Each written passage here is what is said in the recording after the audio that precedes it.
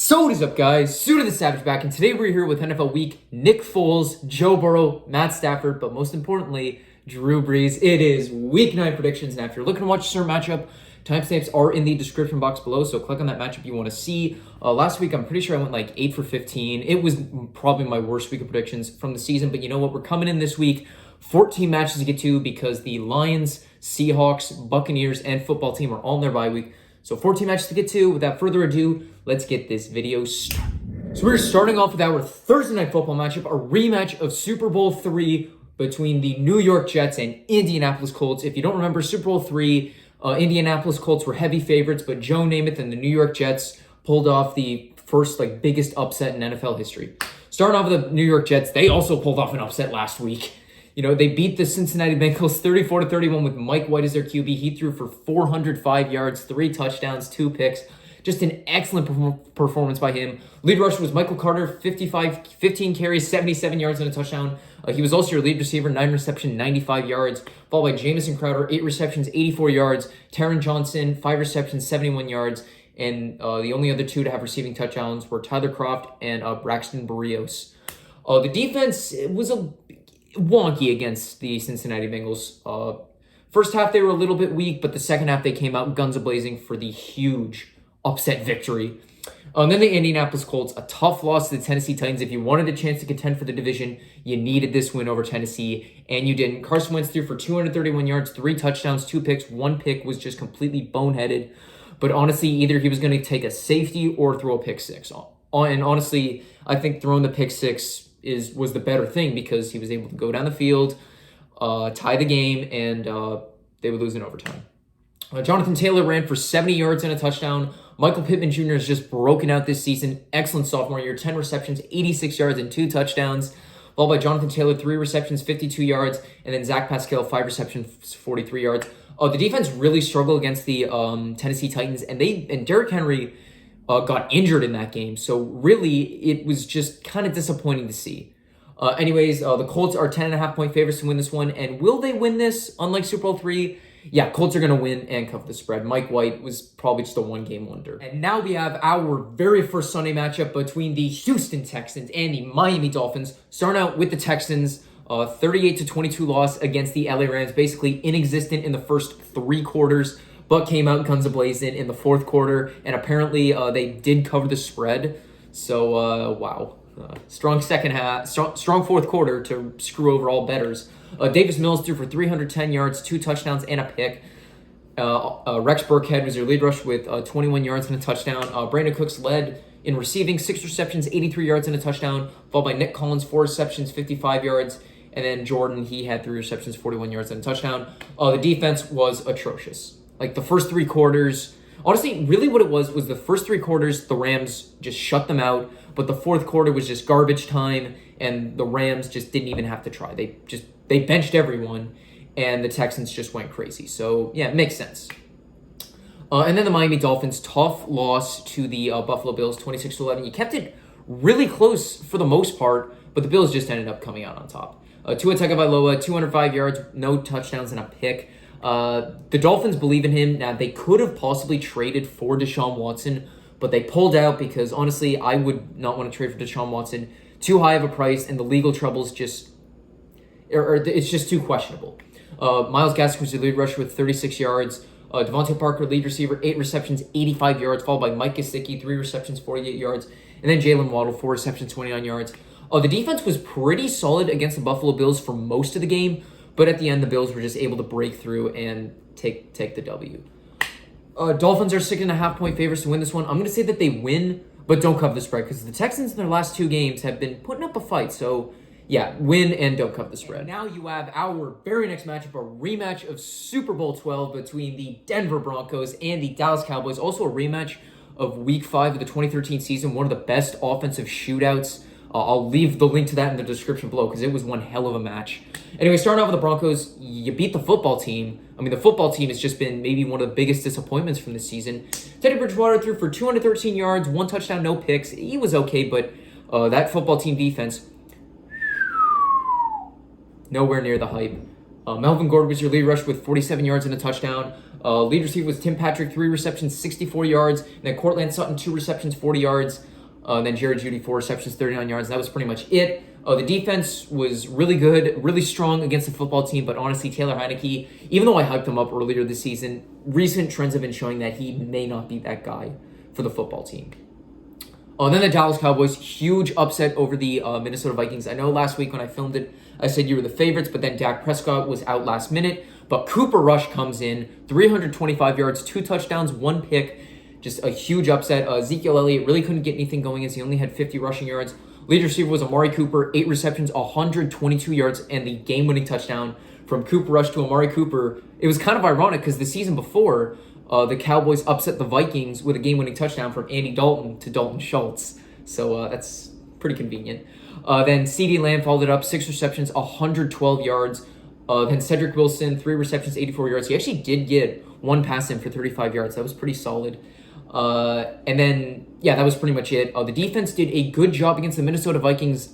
They have a very explosive offense, with Dalvin Cook, Justin Jefferson, Adam Thielen. But you silenced that. Honestly, I would expect your defense to collapse to that, but you didn't. I am really impressed with the Dallas Cowboys this season. They are worth the hype for now, but let's see if they can finish the season.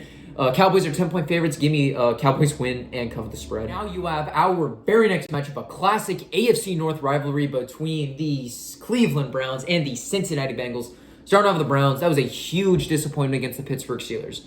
I mean, you had your big 4 healthy, which was Baker Mayfield, Nick Chubb, OBJ, and Jarvis Landry, but nothing. Baker Mayfield threw for 225 yards, no touchdowns, no picks, but it was just a disappointment.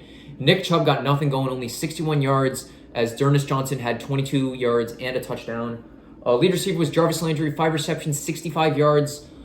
David Njoku followed it up with 3 receptions for 39 yards, and that was pretty much it. The defense held strong against the Pittsburgh Steelers, but that's not saying much because the Steelers' offense is terrible, and it's not saying much that you kept up with them. But if the Steelers are scoring 15 points and you're considered to have one of the best offenses in the league, you should be scoring, and you didn't.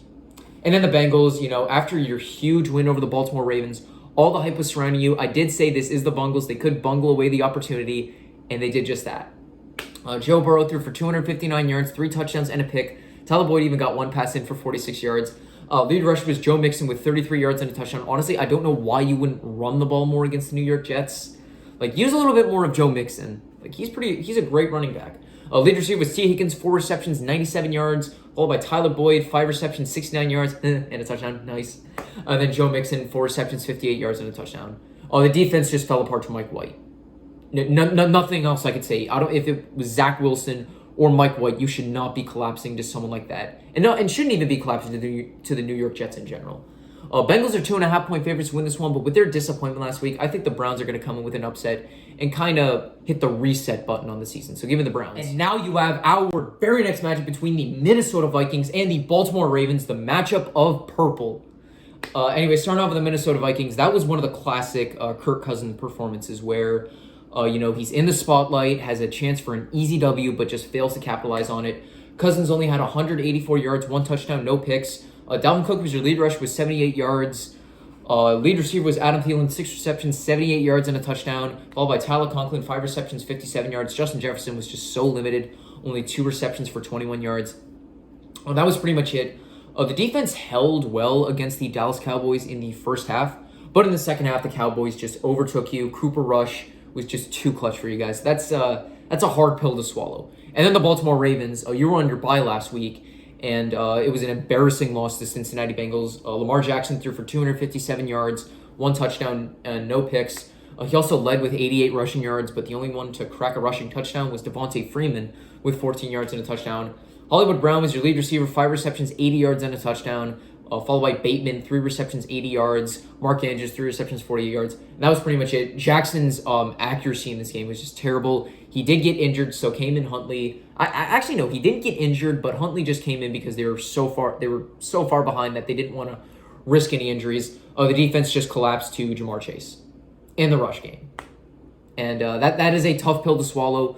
But Ravens, they're 6-point favorites to win this one. I'm going to say that they're going to win, cover the spread, and this is just going to be a rebound game. Just bounce back and continue on strong. And now you have our very next match between the Las Vegas Raiders and the New York Giants. Starting off with the Raiders, a good victory. You were on your bye last week, but a good victory over the Philadelphia Eagles last time you played. Derek Carr, excellent game, 323 yards, 2 touchdowns and a pick. Drake and Josh had a pretty good run day, as Drake had 69 yards and a touchdown. Nice. And then Josh Jacobs had 29 yards and a touchdown. Lead receiver was Foster Moreau with 6 receptions, 60 yards, and a touchdown. And Darren Waller was out, so he did a good job filling in for him. Then Hunter Renfrow, 7 receptions, 58 yards. And then Brian Edwards, 4 receptions, 43 yards, and a touchdown. The defense did a really good job against the Philadelphia Eagles, except in the fourth quarter. But at that point, it was just too little too late. Way late for the Philadelphia Eagles to make any kind of comeback. However, on a more serious note, more controversial news comes out of the Las Vegas Raiders as wide receiver Henry Ruggs has been arrested and charged with a DUI resulting in the death of someone. What ended up happening was he was in a car accident and he ended up killing a woman. And he was under the influence. His blood alcohol levels were twice the legal limit. He was speeding, going over 150 miles an hour. All my prayers and condolences go out towards the victim's family, and towards Henry Ruggs, absolutely no sympathy. He's a pro athlete. He's making millions of dollars. He couldn't have just called an Uber. Even NFL clubs, they offer ride shares for scenarios like this. But no, he decided to get behind the wheel. And he didn't just throw away his NFL career. And he's going to be facing jail time, guaranteed. He cost the life of someone else. I want to see justice served on Henry Ruggs. And my message out towards everyone is that if you're going to drink or if you're going to do drugs, please be responsible and do not get behind the wheel if you're under the influence. Find a better way home, because you're not only putting yourself at risk, you're putting other lives at risk.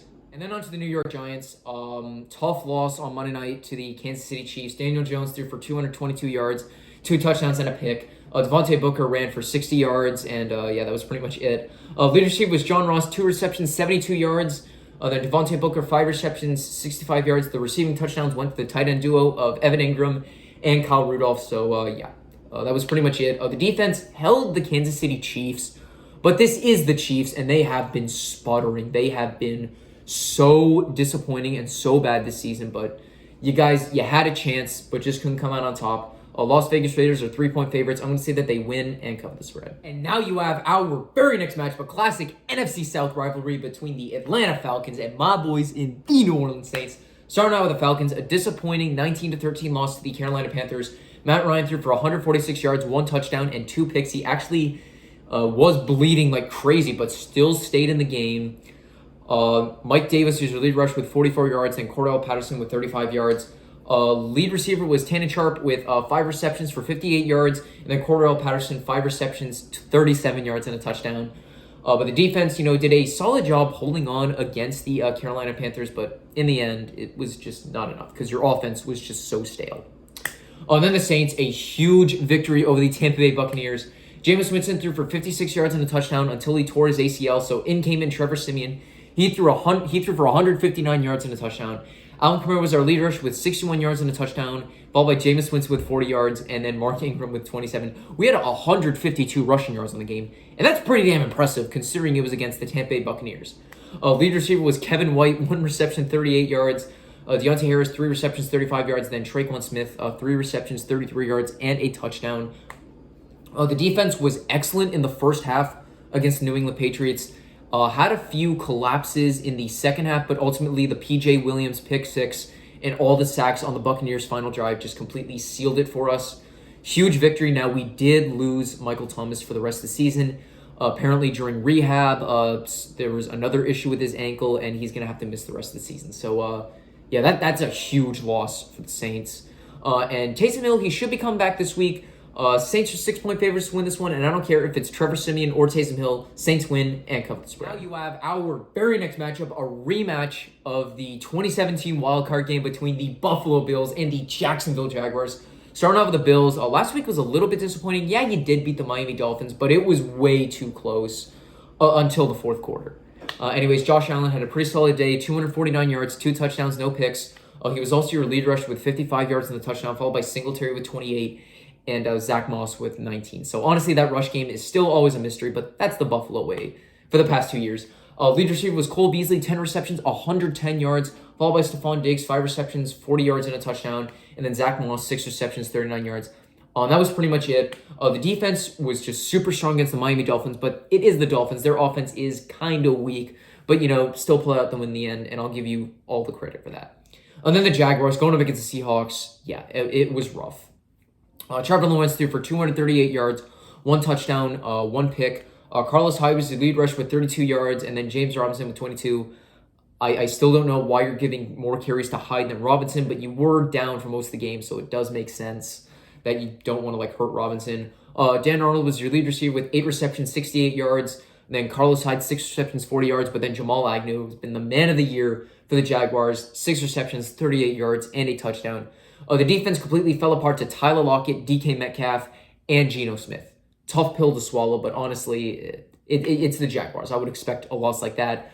The Bills are 14.5-point favorites to win this one, and they've been able to cover all these spreads against teams like this. So Bills win and cover the spread. And now you have our very next matchup, a rematch of Super Bowl 38 between the New England Patriots and the Carolina Panthers. Starting out with the Patriots, statement victory over the LA Chargers, won 27-24.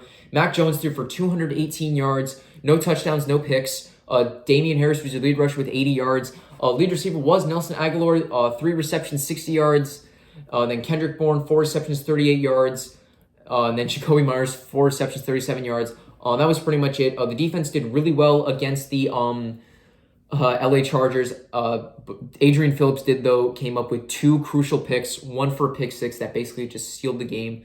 So a good statement win over the Chargers, huge upset victory, getting you back into the playoff race. And then the Carolina Panthers, you did win last week, but it was the Falcons, and honestly, they just disappointed so much. Sam Darnold was not that good, threw for 129 yards, no touchdowns, no picks. Chuba Hubbard had a good day, ran for 82 yards and a touchdown. DJ Moore was the lead receiver, 4 receptions, 59 yards, and then Amir Abdullah, 3 receptions, 35 yards. That was pretty much it. The defense was super strong against the Atlanta Falcons, especially Stephon Gilmore, who got the game-sealing pick. So good on him. So far the trade is working out in spades for the time that Stephon Gilmore's been playing, which has only been 1 week. But anyways, credits where credits due. Patriots are 4-point favorites to win this one. I'm going to say that they win and cover the spread. And now you have our very first 4 o'clock matchup between the LA Chargers and the Philadelphia Eagles. Starting off with the Chargers, a tough loss to the Patriots last week. Justin Herbert threw for 223 yards, 2 touchdowns, but he did throw 2 costly interceptions. Justin Jackson was your lead rusher with 79 yards, and then Austin Eckler, 64 yards and a touchdown. Keenan Allen was your lead receiver, 6 receptions, 77 yards and a touchdown, followed by Eckler with 60 yards, Jared Cook with 25, and then Palmer, 1 reception, 24 yards and a touchdown. That was pretty much it. The defense definitely did struggle a little bit against the New England Patriots, but your collapses on offense, the 2 picks, were ultimately the deciding factor in why the Patriots won and why you lost.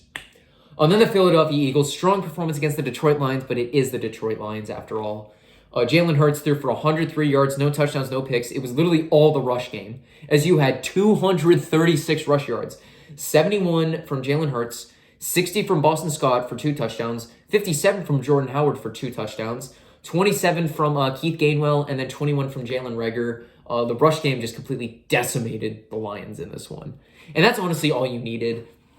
As Dallas Goedert was the lead receiver, 6 receptions, 72 yards, followed by Quez Watkins, 2 receptions, 18 yards. And then Devontae Smith, 1 reception, 15 yards. And then Stoll, 1 reception, 9 yards. That was pretty much it. The defense just shut down the Detroit Lions, but it was so bad that they had to put in David Blau over Jared Goff. So, yeah. Not much else to say, but Chargers are favored to win this one by 1.5. I'm going to say that they win and cover the spread. You have our very next matchup between the Arizona Cardinals and the San Francisco 49ers. Starting out with the Cardinals, 7-0, but the undefeated streak is gone. I called it. But anyways, lost 24-21 to the Green Bay Packers. Kyler Murray threw for 247 yards, no touchdowns, and 2 picks. Lead rusher was Chase Edmonds, 7 carries, 30 yards, and a touchdown. But James Conner was the one who always gets those touchdowns, as he had 22 yards and a touchdown. D-Hop was your lead receiver, 2 receptions, 66 yards. And then A.J. Green, 5 receptions, 50 yards, although he did just kind of quit on the final play as the Packers were able to get the red zone pick to end it. Then Christian Kirk, 4 receptions, 46 yards, and then Ertz, 4 receptions, 42 yards. The defense, definitely got some stops over the Green Bay Packers, but they were missing Alan Lazard, Marquez Valdes-Scantling, and Devontae Adams. So that is a tough pill to swallow that you lost to a Packers squad that was missing all their wide receivers. That's tough. Then the 49ers, you beat the Bears. I kind of expected that. Jimmy Garoppolo had a pretty solid day through for 322 yards, no touchdowns, no picks. I know everyone this year was hyping up Trace Sermon to be the number 1 running back, but no. It was Elijah Mitchell, 137 yards and a touchdown. And then Jimmy Garoppolo had 2 rushing touchdowns as well. Deebo Samuel continuing his breakout season, 6 receptions, 171 yards. Then Mohamed Sanu, 3 receptions, 59 yards. And then Brandon Ayuk finally got some action going, 4 receptions, 45 yards. That was pretty much it. The defense definitely struggled a little bit against the Chicago Bears, but Matt Nagy wasn't even coaching that game, so Justin Fields was able to have a really good day. So I'll get more to that later. Anyways, there currently is no favorite to win this one, but give me the Cardinals. They're going to bounce back after a tough loss to the Packers. And now you have our very next matchup, a rematch of Super Bowl I, the very first Super Bowl between the Green Bay Packers and the Kansas City Chiefs. Starting off with the Packers, huge upset victory over the Arizona Cardinals. You had no wide receivers, and you still won. Aaron Rodgers threw for 184 yards, 2 touchdowns, no picks. A.J. Dillon was your lead rush with 78 yards, and then followed by Aaron Jones, 59 yards and a touchdown. Lead receiver was also Aaron Jones, 7 receptions, 51 yards, followed by Robert Tonyan, 3 receptions, 49 yards, but he did tear his ACL, and now he's out for the season. And the only person to actually have receiving touchdowns was Randall Cobb. Now, honestly, the only thing I'm going to fault your offense for was some of the stalls you had in key opportunities in the red zone. But the defense stayed strong, only allowed 21 points to the Arizona Cardinals, and Rasul Douglas, the random no-name quarterback, got the game-sealing pick as A.J. Green just decided to quit out on the play.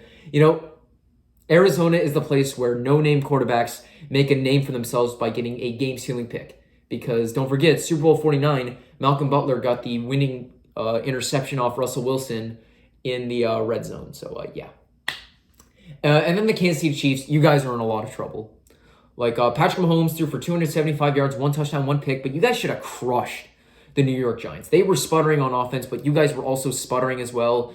Darrell Williams ran for 49 yards, but Gore had 48 yards and a touchdown. Leadership was Tyreek Hill, 12 receptions, 94 yards and a touchdown. And honestly, when Tyreek Hill has a strong performance on offense, if teams can't figure out Tyreek Hill, that's literally how the Chiefs win. And if you figure out Tyreek Hill, then the Chiefs, there's no way they win. McCole Hardman followed it up, 5 receptions, 63 yards, and then Darrell Williams, 6 receptions, 61 yards. That was pretty much it. The defense, yeah, it held up strong, but it was the New York Giants, but you guys should have won by a lot more. Now, Aaron Rodgers is going to be out for this game because he did test positive for COVID-19, so in comes Jordan Love.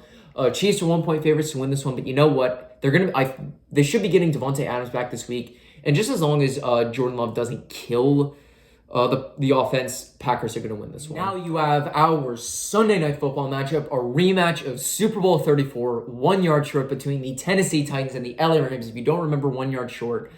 Seconds left in the game, Steve McNair finds a pass out to Kevin Dyson, but gets tackled by Mike Jones at the 1 yard line and was 1 yard short of sending this game to overtime. Anyways, Tennessee Titans came out with a 34-31 victory over the Indianapolis Colts. Ryan Tannehill threw for 265 yards, 3 touchdowns, 2 picks. Derrick Henry ran for 68 yards, but he did get injured, and he's going to be missing 6 to 10 weeks. His season is pretty much over, so that is a huge loss. So you go out and sign Adrian Peterson, but who knows how he'll do. A.J. Brown was your lead receiver, 10 receptions, 155 yards and a touchdown, followed by McNicholas with 33 yards, and then Greg Swaim with 23 yards and a touchdown. That was pretty much it. The defense really struggled against the Indianapolis Colts, but in the end, you guys were able to pull out victorious, so good victory. Just keep the lead in the division. Then the LA Rams, even though the Texans made a late storm in the fourth quarter, it was just way too little too late. Matt Stafford threw for 305 yards, 3 touchdowns, no picks. Darrell Henderson ran for 90 yards and a touchdown, and Robert Woods also had a rushing touchdown. Cooper Kupp is just continuing his insane breakout season, 7 receptions, 115 yards, and a touchdown, followed by Van Jefferson, 3 receptions, 88 yards, and then Robert Woods, 3 receptions, 35 yards, and a touchdown. You guys did cut Deshaun Jackson, but you did trade for Von Miller. You guys literally have no draft picks. You only have 4 draft picks for the draft this year, because don't forget, you've only had one. The last time the Rams used a first-round pick was to draft Jared Goff in 2016. And ever since then, it's like, yeah, no, we don't need first-round picks. So literally right now, it's win now. I mean, it has been since 2016, but you guys need to win a Super Bowl either this or next year, because once you have to start re-signing everyone, it's going to get messy. But Rams are 7.5-point favorites to win this one. They're going to win and cover the spread. And now you have our final match, Monday Night Football, between the Chicago Bears and the Pittsburgh Steelers. Starting off with the Chicago Bears. Tough loss to the 49ers. Justin Fields had actually a pretty solid game, ran through for 175 yards, 1 touchdown, 1 pick, but he did have 103 rushing yards and a touchdown, followed by Khalil Herbert with 72 yards. So this game really showed that Matt Nagy is the problem, because he was out with COVID. He didn't have any play calling duties. And if you remember last year, late in the season, Matt Nagy gave up offensive play calling duties to the offensive coordinator, and that was ultimately the difference on why the Bears made the playoffs. So Nagy's the problem. Get his ass out of here. Leadership was Darnell Mooney with 6 receptions, 64 yards, and then Jesse James, 3 receptions, 38 yards and a touchdown. That was pretty much it. The defense fell apart to Elijah Mitchell and Deebo Samuel, but, is what it is. Then the Steelers, huge victory over the Cleveland Browns. Ben Roethlisberger threw for 266 yards, 1 touchdown, no picks. Najee Harris was the lead rusher, 91 yards and a touchdown, continuing his strong rookie season. Lead receiver was Deontay Johnson, 6 receptions, 98 yards. Then Chase Claypool, 4 receptions, 45 yards. And then Freemuth, I don't know how to pronounce it, 44 yards and a touchdown. That was pretty much it. The defense did super well, shut down a highly potent Browns offense. So that is a huge accomplishment. Steelers are 6.5-point favorites to win this one. I'm going to say that they win and cover the spread. And that is going to wrap up my video for today. Thank you guys all so much for watching. If you want to see all my other prediction videos and all my other Saints recaps, links to all that will be in the description below. If you want to see my Buccaneers and Saints recap, click right over here. Make sure to like this video, subscribe my channel by clicking over here or clicking the subscribe button down below. Comment down below what you have for this week, who's your upset of the week, your lock of the week, and is your favorite team going to win. Make sure to follow me on all my social medias, Instagram, Snapchat, and TikTok at Brendan Suter. Thank you all for watching. Have a great day. Who Dat Nation is